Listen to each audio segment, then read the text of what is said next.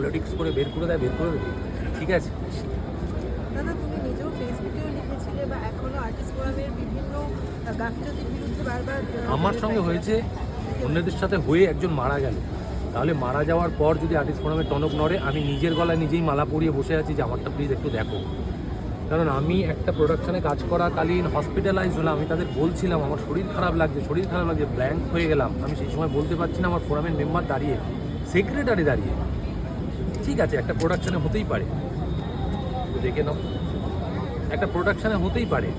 তারপরে আমাকে যখন তারা প্রতিশ্রুতি দেয় যে ঠিক আছে তোমার ধুলো ধুয়োতে যখন শ্বাসনালীতে প্রবলেম হয়েছে 2-3 মাস তোমাকে ডাক্তার, হসপিটাল আমার কাছে রয়েছে তো সমস্ত, হসপিটাল বলছে তুমি যেও না, তুমি এসো, আমরা প্রিকশন নিয়ে কাজ করবো। এখানে যাওয়ার পর প্রথম স্কেডিউলে যতটা ধুলো ধুয়ো ছিল তার থেকে ট্রিপল, মানে 10 গুণ করে দেওয়া হলো।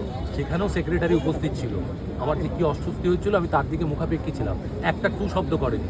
সেই প্রোডাকশানের লাস্ট দিন, লাস্ট শট দেওয়ার আগে গালি গালাজ, হারামে টাকা নিস কেন কথা বলা হলো, আমাকে বেরিয়ে যেতে বাধ্য করা হলো। আমি মেল করে বেরোলাম 16 মার্চে, আজকে রাহুলদা গেছে কখন।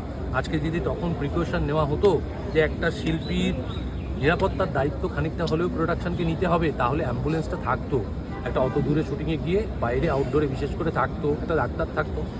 জল থেকে উঠে আসার পর দাবি করছে যে শ্বাস প্রশ্বাস চলছিল, আমার দ্বারা চলে যেত না, রাহুলদা যেত না, তাই জন্য আগে নিজের মালা নিজে পড়ে নিয়েছি। অনেকে বলেছে এখন বলছো কেন, কখন বলবো, মরে যাওয়ার পর। আমি কমপ্লেন করেছি, আমার দোষ কি, আমি বেঁচে আছি তাই।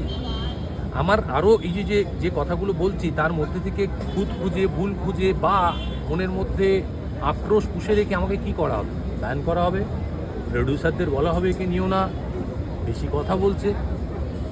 আলটিমেট প্রচুর আর্টিস্টকে তো ঘরে এমনিই ঢুকিয়ে দেওয়া হয়েছে, আমি অন্তত প্রতিবাদটুকু করে ঘরে ঢুকি।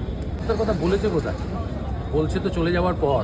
তার আগে তো আমি তাদের নক করেছি, বারবার দরজার মধ্যে ধাক্কা দিয়েছি। ফোরামের সেক্রেটারি দাঁড়িয়েছিল ওই শুটিংয়ে, আমার সঙ্গে একসাথে শুটিং করেছি আমি, রাহুলদা, ফোরামের সেক্রেটারি রাহুলদা, তাও একবার আমাকে জিজ্ঞেস করেছে কী রে ঠিক আছিস, কেমন আছিস। তারা হসপিটালে থাকাকালীনও জিজ্ঞেস করে না, আমি তাদের মেম্বার, জিজ্ঞেস করে না। এখন আমি রিনভলভ করিনি এই বছর। এইটা যারা বড়রা ডেকেছে তারা জানে, আমাকে বলা হয়েছে একটা প্রতিবাদ, আমি প্রতিবাদে এসেছি। আমি কোথাও হাঁটতে যাব, এই হাঁটা আমার কাছে মনে হয় না খুব ফলশ্রুতি হবে। আমাদের নিজেদেরকে আগে প্রশ্ন করতে হবে, নিজেদের ভয় কাটাতে হবে, অন্যায়ের প্রতিবাদ করতে হবে। পশ্চিমবাংলাকে মানুষ জানতোই যে অন্যায়ের প্রতিবাদ করে। আজকে বাংলা এমন একটা জায়গায় গেছে যে প্রতিবাদই করতে পারছে না, খালি একা করে দেওয়া হচ্ছে। এই মানুষটা বেশি কথা বলছে, আমি বেশি কথা বলছি, আমি প্রতিবাদ করছি, তুমি আমার সঙ্গে না বললে তুমি আমাকে চুপ করিয়ে দিতে পারো না। সমাধান খুব সহজ, খুব সহজ, একে অপরের কাজ ধরে চললেই সমাধান হবে। একটা কমপ্লেন হলে তাকেই যে আমাকে গুরুত্ব দিতে বলছি না, অন্তত কথাটুকু শোনো, তার কথাটুকু বসে কথাটুকু কী হয়েছে বলতো।